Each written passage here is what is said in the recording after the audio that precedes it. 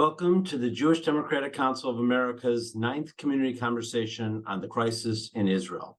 My name is Ron Klein, and as chair of JDCA, I want to express my appreciation to the hundreds of you that are with us today for this very important conversation.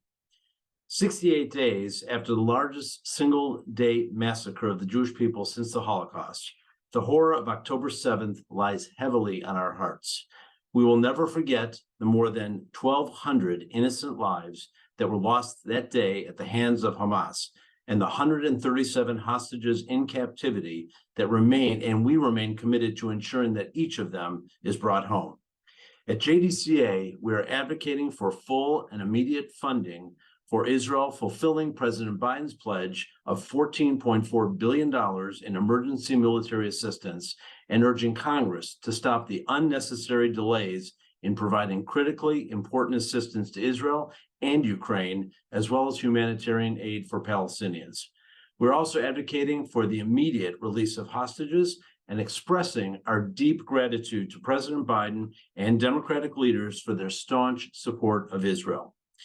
Today, we're bringing together 3 Jewish thought leaders to express their views on the ongoing war between Israel and Hamas, as well as rising anti-Semitism here at home.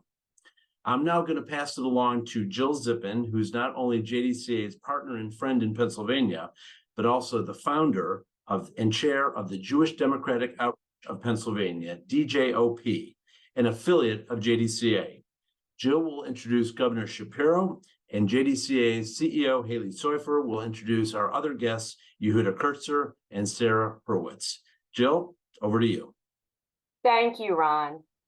DJOP is a proud affiliate of JDCA. I am pleased to introduce my friend and my governor, Pennsylvania Governor Josh Shapiro, who has spent his political career upholding our shared Jewish and democratic values. Having grown up in Pennsylvania, Governor Shapiro began his political career as a state representative, where he helped write and pass some of the toughest ethics laws in state history. Then, as chairman of the Board of Commissioners in Montgomery County, Pennsylvania's 3rd largest, he put the county back on solid financial footing, took early steps to combat the heroin epidemic, helped the first LGBTQ+ couples in Pennsylvania marry, and fired Wall Street money managers to save taxpayers and retirees millions. In 2016, Governor Shapiro successfully ran to be Pennsylvania's Attorney General, where he exposed the Catholic Church's decades-long cover-up of child sexual abuse, held more than 100 corrupt officials accountable, and during the 2020 presidential election protected the right to vote by defending Pennsylvania's election results. And in November 2022, Governor Shapiro made history as the highest vote getter in Pennsylvania gubernatorial history. Since the beginning of the crisis in Israel and Gaza, Governor Shapiro has been unapologetic in his solidarity with Israel. Just last week, as those of you who joined our last community briefing know, Governor Shapiro visited Goldie's, a Jewish and Israel-owned restaurant that was a victim of an anti-Semitic mob, and what has sadly become an all too familiar scene in the last several weeks. Governor, thank you for being here today, and I am proud that you are my governor and Pennsylvania's governor. And I'm now happy to invite JDCA CEO Haley Soifer to introduce Yehuda Kurtzer and Sarah Hurwitz. Haley? Thank you, Jill. Joining Governor Shapiro is Shalom Hartman Institute President Yehuda Kurtzer. Yehuda led the creation of the Shalom Hartman Institute of North America in 2010 and has overseen its growth as a pioneering research and education center. As president, Yehuda teaches on the Hartman Institute's many platforms and is a leading thinker on the meaning of Israel to American Jews, on Jewish history and Jewish memory, and on questions of leadership and changes in American Jewish life. He's the author of 2 books, the co-creator of the Shalom Hartman Institute's I Engage project, which seeks to build bridges between Israel and world Jewry through content. He's also an alum of both the Bronfman Youth and Wexner Graduate Fellowships and previously served as faculty at Brandeis University, where he held the inaugural chair in Jewish Communal Innovation. Our moderator today is an acclaimed author and speechwriter, Sarah Hurwitz. Sarah was the White House speechwriter from 2009 to 2017, starting as senior speechwriter for President Barack Obama and then serving as head speechwriter for First Lady Michelle Obama. Before serving in the Obama administration, Sarah was chief speechwriter for Hillary Clinton during her 2008 presidential primary campaign and deputy chief speechwriter for Senator John Kerry's 2004 presidential campaign, among many other key speechwriting roles. Sarah, who we are very proud of, is a member of JDCA's new Leadership Council, is also an esteemed author, having published Here All Along, Finding Meaning, Spirituality, and a Deeper Connection to Life in Judaism, after finally choosing to look there in 2019. Thank you, Sarah, so much for joining us to moderate today's conversation, and I'm very happy to now turn it over to you. Thank you so much, Haley, and thank you so much, Governor Shapiro and Yehuda, for joining us today. We are so grateful for your time, and we know you are both very busy, so I am just going to jump right in. So it is now, as we've mentioned, been 2 months since Hamas's brutal terrorist attack on Israel. And Yehuda, I would like to start just by asking you to talk a little bit about the impacts of October 7th on the American Jewish community. Particularly on how the progressive Zionist community has navigated advocacy spaces, and also on American Jews' connection to Israel in general. I'd love to just hear your thoughts on those issues. Great, thank you for having me, and it's an honor to be here together with you and together with you, Governor Shapiro. Look, first thing to say is that I think many of us know and have experienced firsthand the depths of the trauma of October 7th. In some ways in first order ways, the same way that Israelis are experiencing the trauma and grief to our loved ones, to relatives, to the fear and uncertainty that has gripped Israel and the whole Jewish world since October 7th. It's worth naming as one of the primary responses because it tells a story that many of us were worried about for a long time, about whether the Jewish people would stay connected to one another in the same visceral ways that Jews felt a sense of shared pain and shared responsibility over the centuries, in spite of the fact that we live far away. I think our organization and others have been watching with great worry, actually, over the last decade and a half, as the American Jewish community, especially progressive and liberal Jews, are pulling away from Israel out of a sense of anger at its policies or a larger alienation because we're engaged in a very different democratic project here at home in America. And to see the kind of re-enlistment by so many American Jews in the anxiety and fear and concern about Israel, and then to see that turns into really concrete behaviors, political advocacy, where the American Jewish community has been almost wall to wall in support of President Biden and the need for American support for the war.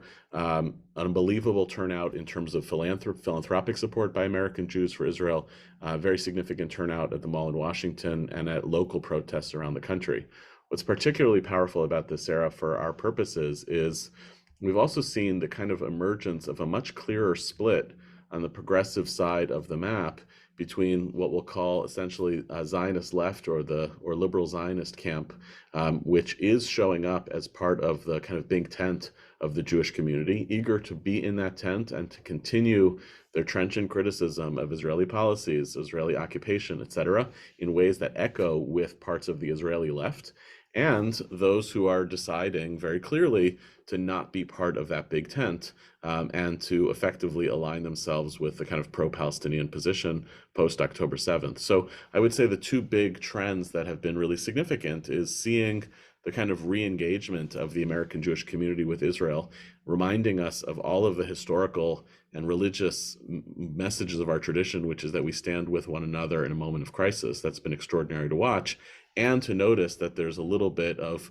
political realignment taking place as the big tent gets a little bit bigger, the left flank feels more secure, and a little bit of an exit on the far left as something that we're going to continue to watch for a while. Thank you so much, Yehuda. This is definitely a moment where a lot of things I think are realigning, and it's an important moment for our people. Governor Shapiro, I'd like to just turn to you for a moment.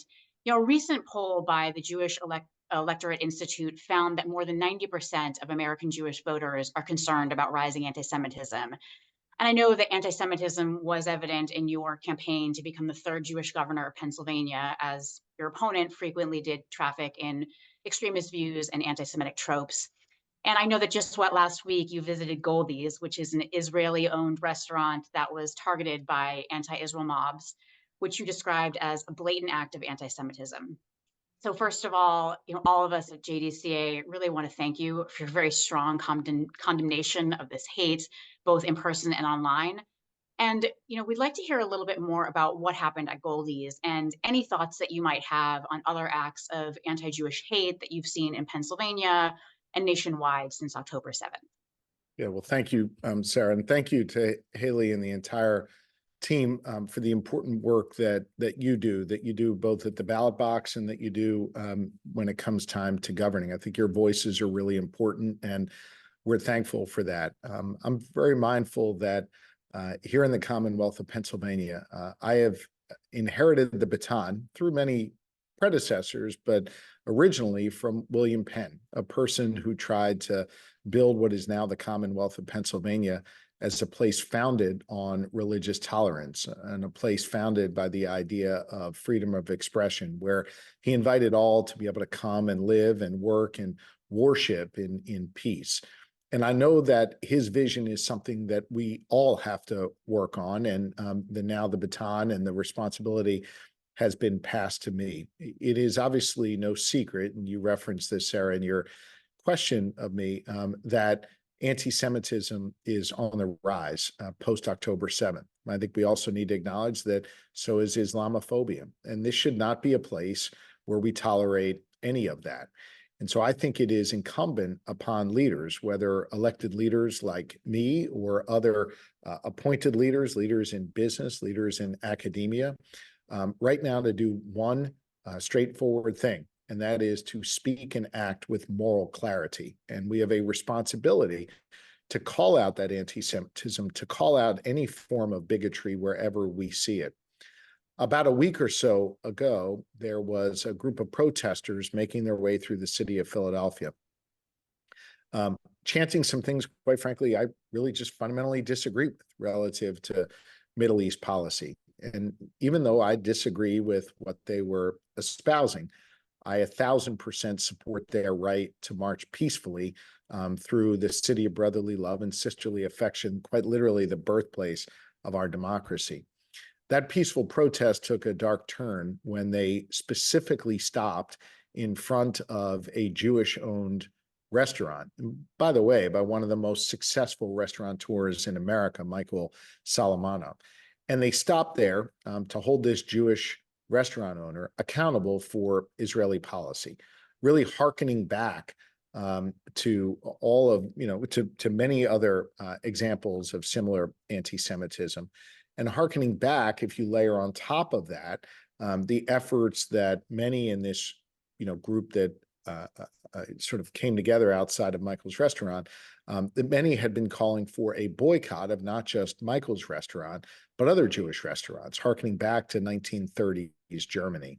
And I thought that, they crossed a line between peacefully protesting a position that I don't share, but they have every right to espouse, and got into that dangerous territory of anti-Semitism. And I thought it was critically important to call that out and call it for what I think it is.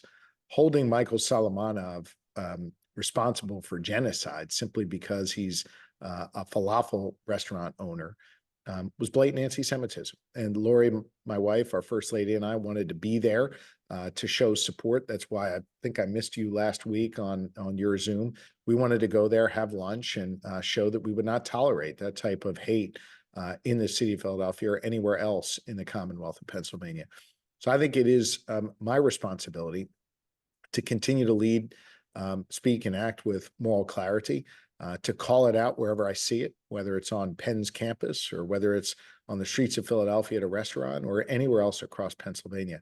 I think it's important to note for the record, I'm speaking to you from the governor's office here at the state capitol, where about 3 weeks ago, there was a peaceful protest right on the steps outside my window here, espousing views again that I just fundamentally disagree with relative to Middle East policy. But at the end of that rally, someone came up and brandished a weapon and threatened one of the peaceful protesters with Islamophobia and other, really insensitive remarks. And I called that out as well. I think it is a responsibility we all have to call it out wherever we see it. And I'm going to continue to do that as governor. Well, thank you. Just that moral clarity, it is much needed now and really quite inspiring. So we appreciate your leadership. And I actually just want to continue with you, if it's okay. You mentioned Middle East policy, and I know throughout your career you've worked on a range of human rights and social justice issues. And what I'd love to hear you talk about, how can the United States best ensure human rights for both Israelis and Palestinians? And how do your Jewish values inform your approach to this conflict? Look, I think first and foremost, there is a lot of nuance when it comes to Middle East policy and how this battle against Hamas should be waged. Back to your first question, I don't think that there is any nuance when it comes to combating anti-Semitism, Islamophobia, racism, homophobia, whatever form it takes. We've got to be absolutely strong and vigilant. Those are black and white questions. The issue of what's happening in the Middle East, I think, is far more nuanced. And I don't think I'm the only one who views it, through that prism. Recognizing, of course, I'm a state actor, not a federal actor. I don't get a vote in the Congress in terms of what happens. I do have strong feelings, and that is that Israel not only has a right to defend itself, I think Israel has a responsibility to combat Hamas head on and to defeat Hamas. Hamas is a designated terrorist organization. It's designated by the United States of America. We would not tolerate a similarly destructive force living on our border in the United States. Think about it. If they were in Canada or Mexico, we would certainly never tolerate that. And so I think Israel not only has a right, they have a responsibility to rid the region of Hamas and the terror that Hamas can perpetrate. I also think Israel has a responsibility, a serious responsibility, to limit civilian casualties in Gaza as they go about this work. It is my hope that from this, that we can find some way to create a lasting coexistence or peace. Of course, that's going to be predicated upon the Palestinians recognizing Israel's right to exist, and the Palestinians making clear that their goal, as it's stated in the charter right now of Hamas, to rid the region of Israel and of Jews, that needs to be done away with in order to have a conversation about peace. It is my hope that Israel finds the will to replace its leadership, because I think its leadership has been a real destructive part of what led to, in part, October 7th. And I think we have a responsibility in the United States to help support the Israeli people once the battle is over in finding their footing again and having a stable leadership team in place to usher in a new era of peace and shared prosperity across the region. I realize that it's hard to think about peace and shared prosperity and a two-state solution in the midst of this war, in the midst of this battle against Hamas, but it is my hope that is ultimately where this conversation lands. And I think President Biden has done a good job of trying to move in that direction. I think he has made clear, his concerns with the prime minister and the prime minister's role in all of this.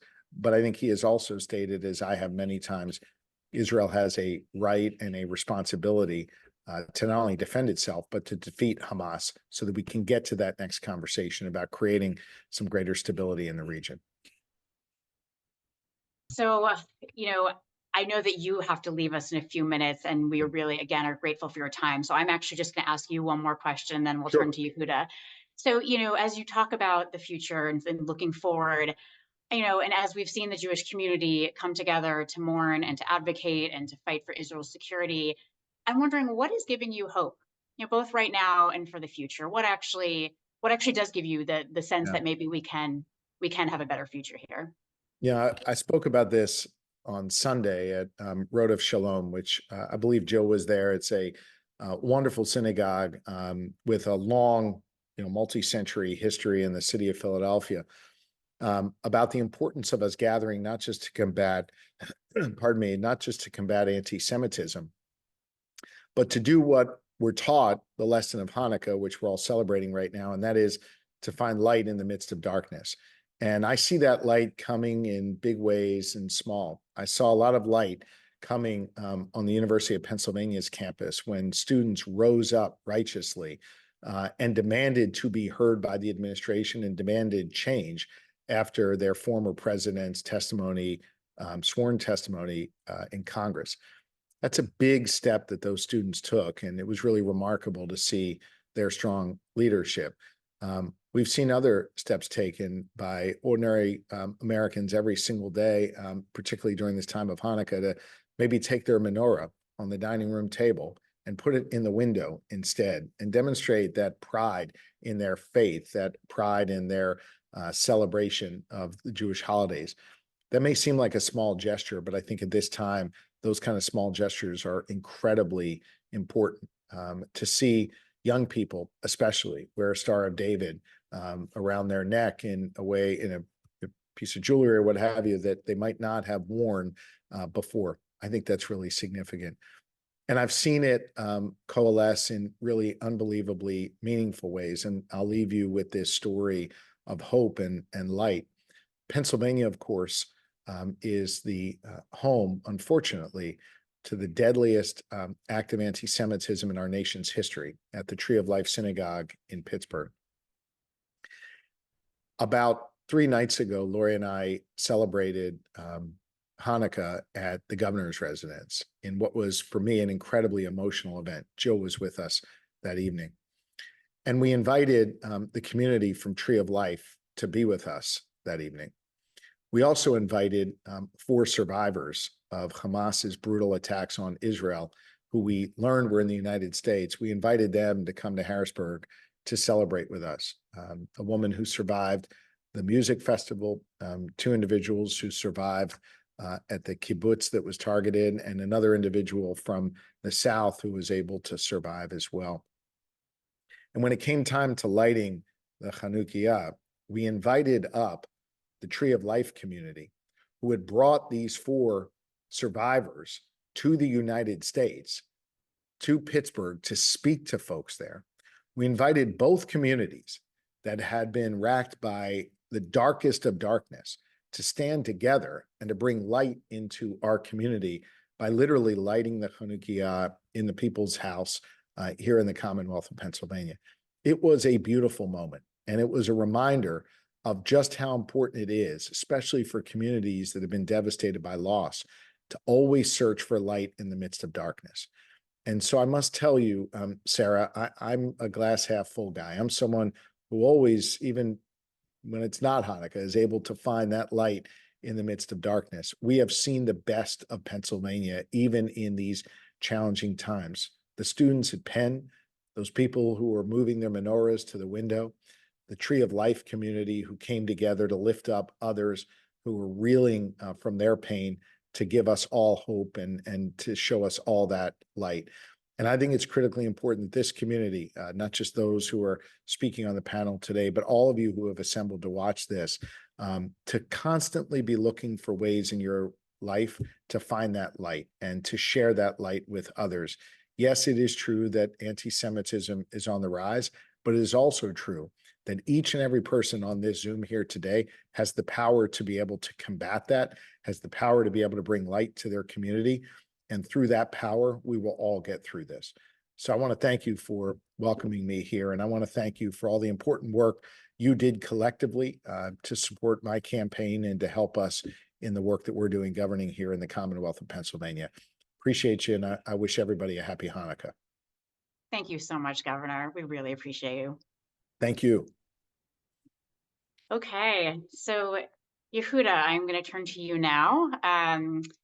such a beautiful note to end on. I hate to kind of switch to something a little bit more contentious, but given the events of the past week when 3 college presidents testified before Congress, I do think we should turn for a moment and pick up on the governor's remarks about campus, what's going on campuses. I've recently met with Jewish students at Hillel's on a number of college campuses, and I was quite horrified by what students told me. They told me that in the wake of the October 7th attacks, numerous campus organizations, minority student clubs, the Climate Club, the Socialist Club, totally random clubs, were all aligning with Students for Justice in Palestine, which actually celebrated these attacks as resistance. And when I asked the students, well, who's aligning with the Jewish students? One of the students just looked at me and said, no one. A heartbreaking moment. And, they also told me that they feel like many of their classmates have really put aside critical thinking in favor of much more simplistic ideologies, dividing the world into oppressor versus oppressed, with Jews being framed as the oppressor, which is not a new anti-Semitic trope, as you know, but anti-Semites are not known for originality. So, many Jewish students, I think, are feeling increasingly afraid and increasingly isolated on campus. And, Yehuda, I have a couple questions about this. First of all, what risks do you see for the Jewish community when these campus issues become so politicized, as they did during last week's hearing? And what's your take on the resignation of University of Pennsylvania President Liz Magill? I'm also just wondering, do you have any advice for Jewish college students and their parents as they are trying to navigate what's happening on campus right now? Great, thank you. So I want to make the story a little bit more complicated in terms of campus right now, in terms of what we're seeing and what we're predicting. And part of what I want to say is there are a lot of reasons why many of us look to the college campus as a predictor of what's going to happen next. It tends to be a bad predictor. It's really interesting to note, like if you had looked at 1968 campus protests, you never would have been able to anticipate the election of Ronald Reagan 12 years later. We kind of have this overarching hypothesis that we need to focus on the campus because they're a bellwether of what's going to happen to come in another period of time, and it doesn't usually work. And what it tells us actually is that campuses are important because they may give us a kind of temperature check on the state of some ideological movements right now, but they're not necessarily an indicator of like the future of the Democratic Party or the future of our country. So that's, I think, the good news. That said, there is something very disturbing and alarming going on campuses. I'm adjacent to Columbia University here. We've had days when we couldn't get any work done because of the helicopters.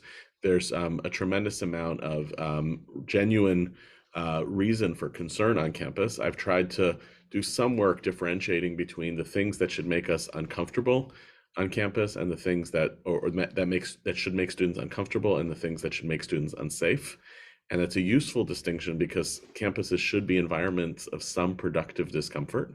But we got to be careful that the productive discomfort of people saying things that you disagree with doesn't actually make Jewish students feel unsafe. And there's a great deal of what's going on campus that makes Jewish students feel unsafe. I would say that there are, I think, 2 or 3 issues that are kind of percolating here. One is, as you described, there are some ideological movements that have just built in strength and momentum over the last 20 or 30 years that are largely incomprehensible to people who don't live on universities. A way of seeing the world through a kind of post-colonial, post-structural, anti-nationalist lens. There are reasons that those ideological movements breed on campuses. That university departments are greenhouses. Most of the people who stay there don't leave. Those are the faculty. They get attracted to a particular type of ideologies, and then they can self-generate. And so it gets very exciting if you're a young person who's never thought about the world differently than the way that you grew up.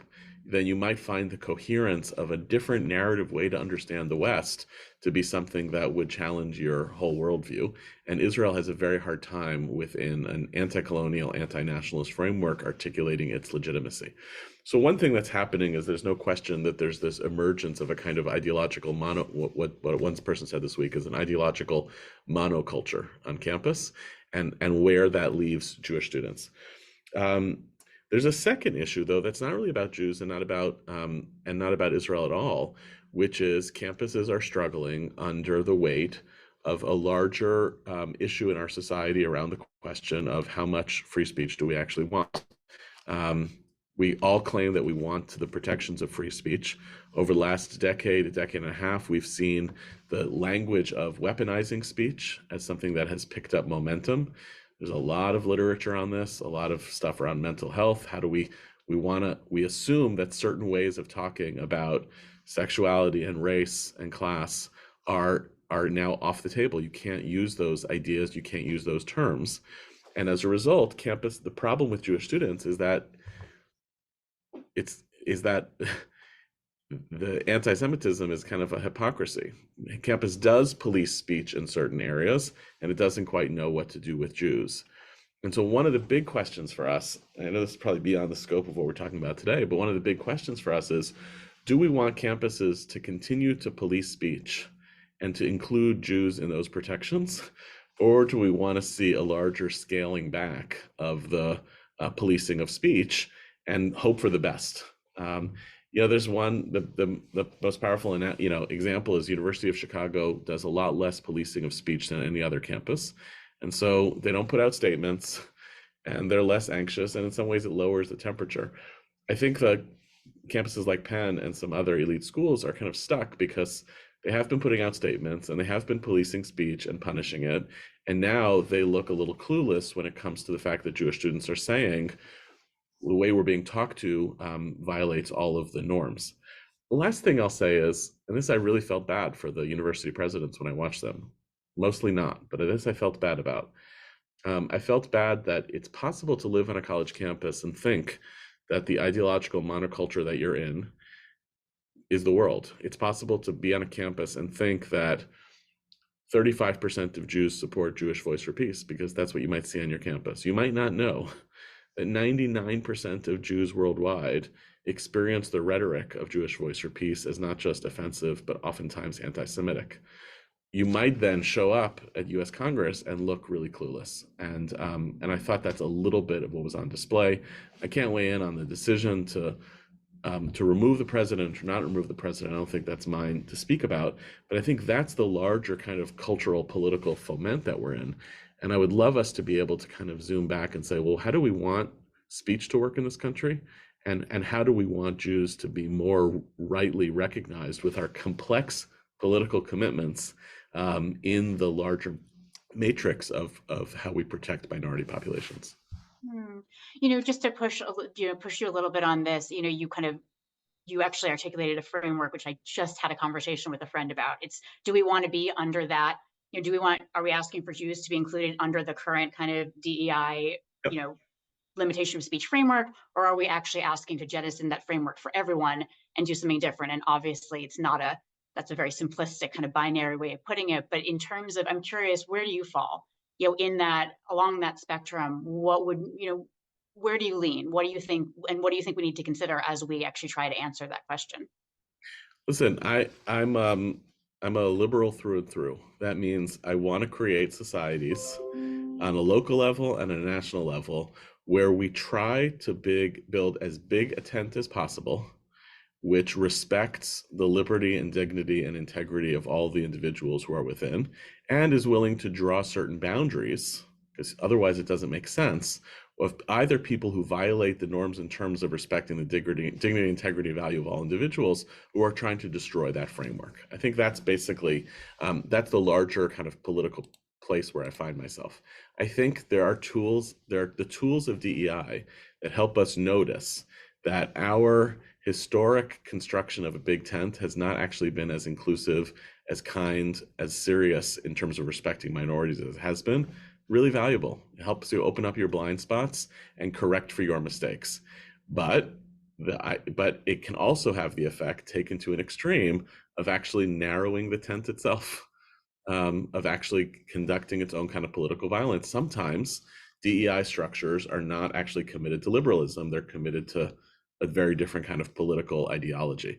So I agree. As you said, it's not this or that. Can we learn something from the language of anti-racism? Can we learn from what we've seen over the years of the rise of a recognition that people of different who hold different gender identities and sexual identities need to be seen for their total humanity. Yeah, we have to learn from that. We also have to not turn any sort of mechanism into a different ideological system that threatens the ideological framework that we're largely committed to as Americans, which is the pluralism of liberal democracy. And just one final question on this, these committee hearings have, I think, for better or for worse, they have kind of politicized this issue. We are seeing this kind of being caught up in this very political lens. What are you concerned about that? What are the risks of that? And how do we combat that? Yeah, I mean, the thing that's most exasperating about the hearings is that the hearings are being conducted by a representative of government who has not historically been, Lou Stefanik trafficked in a whole bunch of anti-Semitic rhetoric as part of her own campaign. Her anti-immigration language, she's embraced the Great Replacement theory.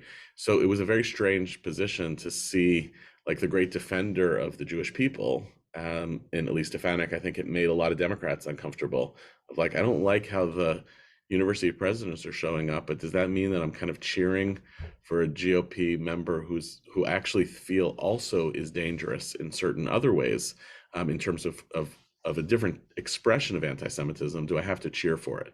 The bigger takeaway here, though, and this is really the biggest danger around anti-Semitism in American politics right now, is not the version on the right or the version on the left. That's like a very silly game. If you're only worried about the anti-Semitism on the other side of the aisle, you're primarily trying to win elections. You're trying to exploit the anti-Semitism to win elections, and that's taking place in both political parties right now.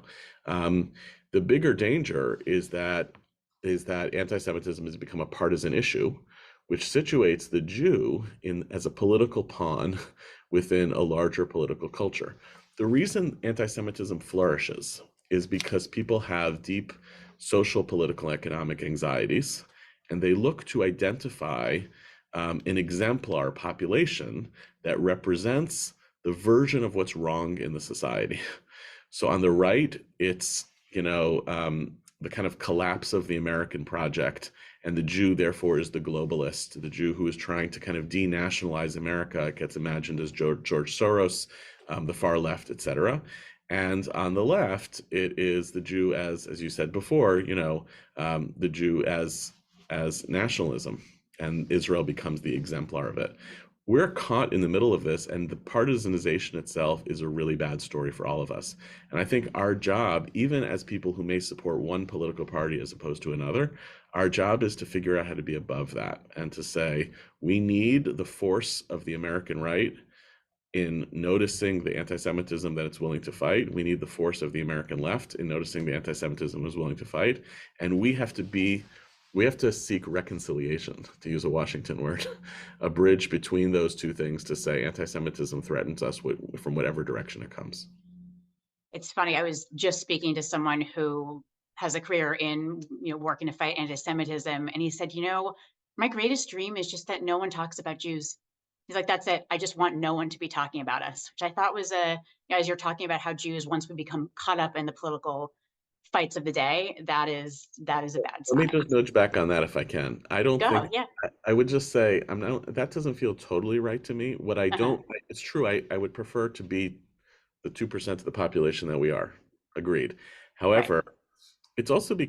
I've also felt lately that anti-Semitism is not a problem of the Jewish people's creation. It's the creation of others.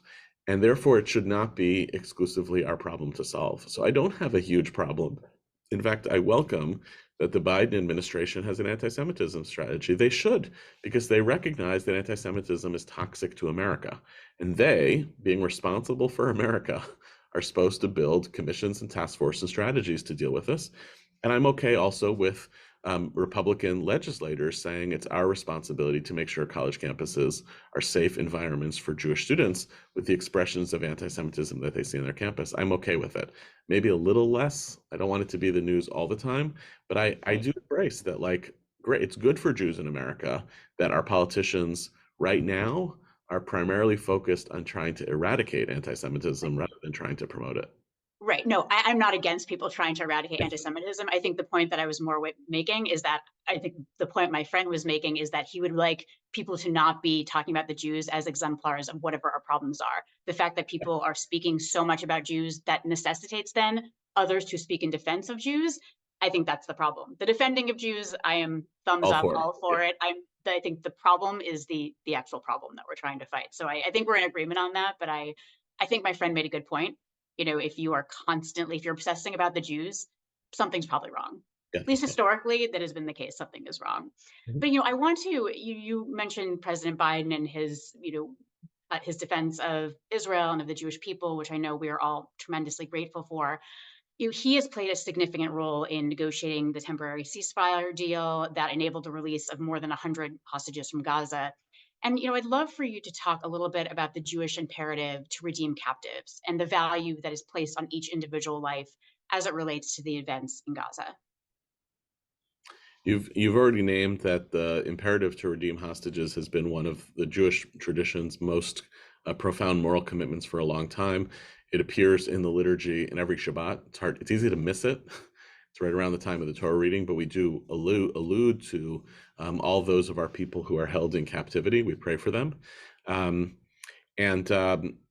my studies, the first great kind of captive moments of the Jewish people were in antiquity around the times of the destructions of the temple. And there's really important religious literature about how we don't sleep until we do everything that's within our power to redeem those that need to be redeemed. At the same time, and this is not to hedge on that commitment, Jewish religious tradition has also recognized that it has to be mindful of the price that you pay for your hostages. The way the Mishnah phrases it is, we don't redeem captives for more than they should be redeemed for. And the phrase that they use is mipnei tikkun ha'olam, for the repair of the world. But what they really mean is to not raise the price. Meaning, if Jews are known as the people, a compassionate people who will do whatever we need to do to get our people out, then it creates an incentive structure for those who want to take advantage of us to abduct our people. By the way, that's a pretty accurate description of Hamas's strategy over the last few decades. They know that Israel weeps for its children, and that Israeli parents will demand of their government to do everything that they need to do to get people out, even if it's counter to the military strategy, even if it's in the national interest to wage a war. They know that that pressure comes to bear to such a degree that they will be able to exact the price that they need.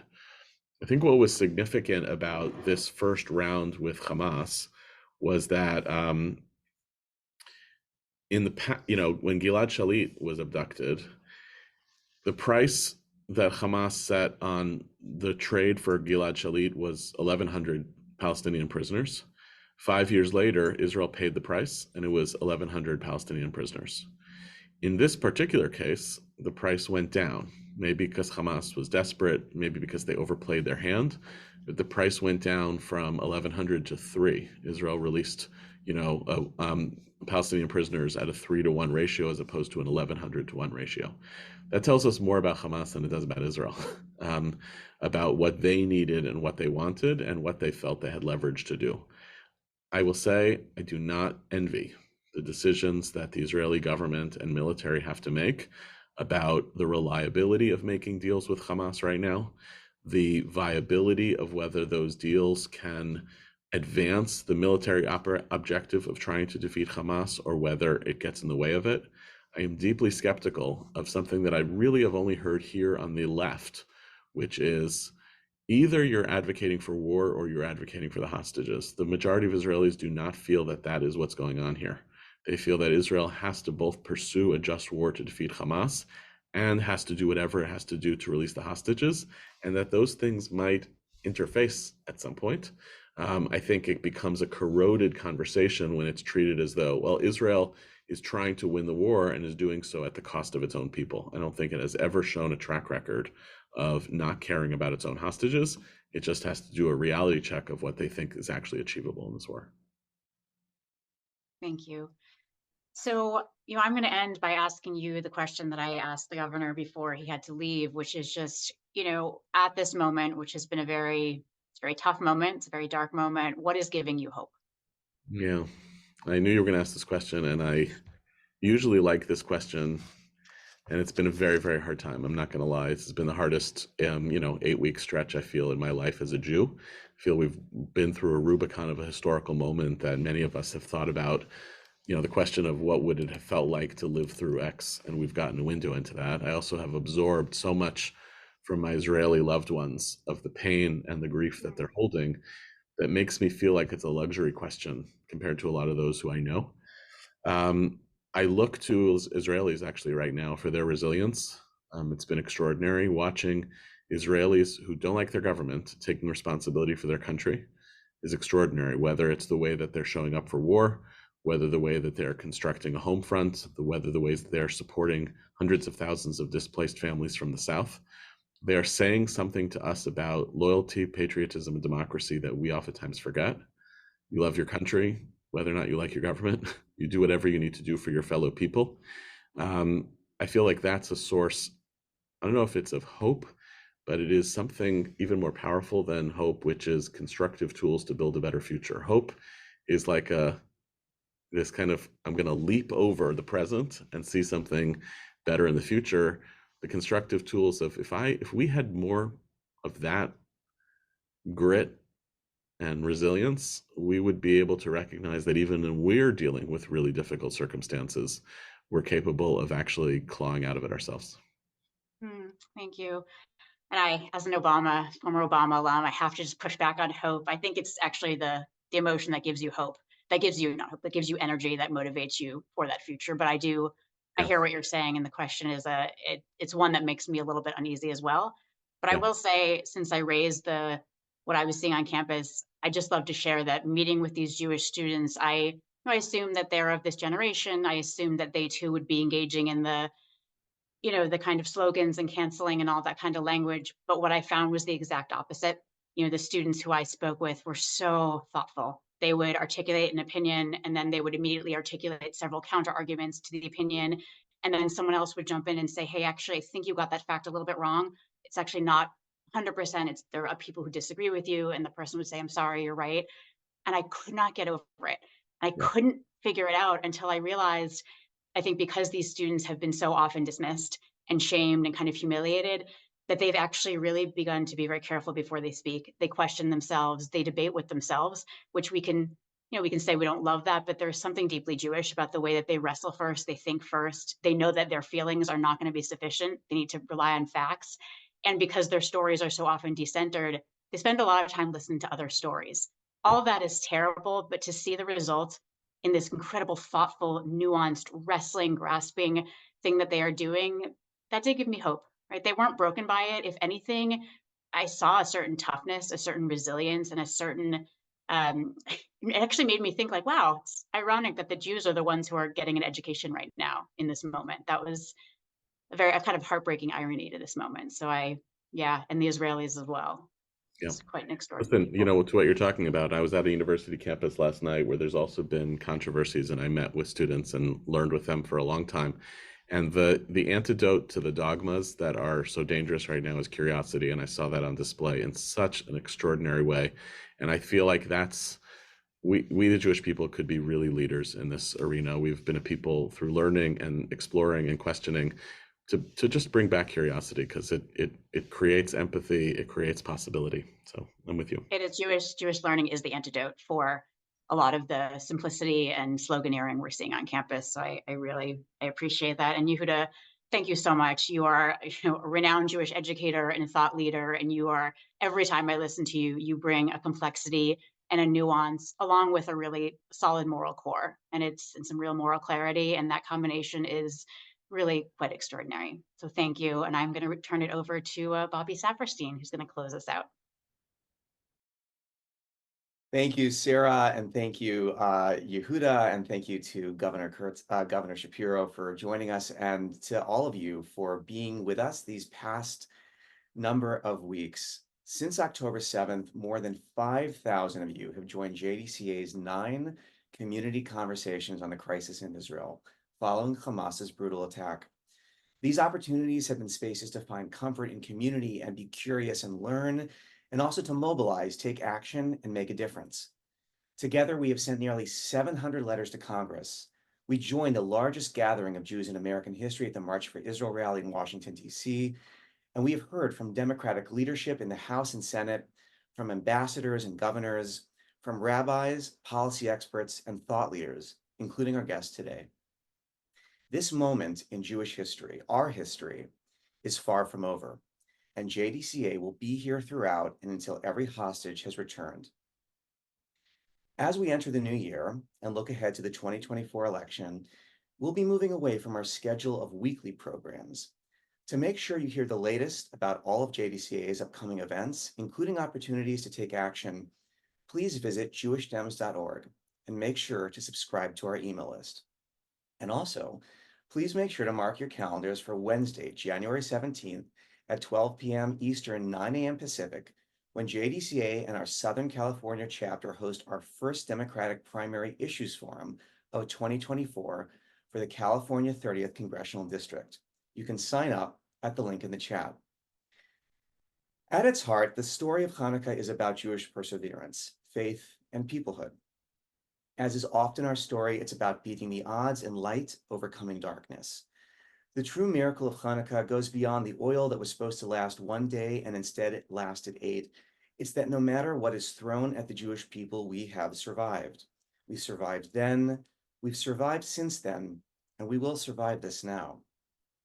Tonight, as we celebrate the 7th night of Hanukkah, let's be grateful that we have each other to stand with, to mourn with, and to celebrate with. And because we won't be together later, and it's after sundown in Israel, and community has never been more important, we ask you to grab your Chanukiah, grab your menorah, and join me and our entire JDCA family now as we recite the blessings and light the 7th candle together. So we're just going to recite the blessings. And so I'll hold up the shamash and I'll say, Baruch atah Adonai Eloheinu melech haolam, asher kitshanu b'mitzvotav v'tzivanu lahadlik ner shel Chanukah. Baruch atah Adonai Eloheinu melech haolam, she'asa nisim l'avoteinu bayamim hahem bazman hazeh. Light this right here.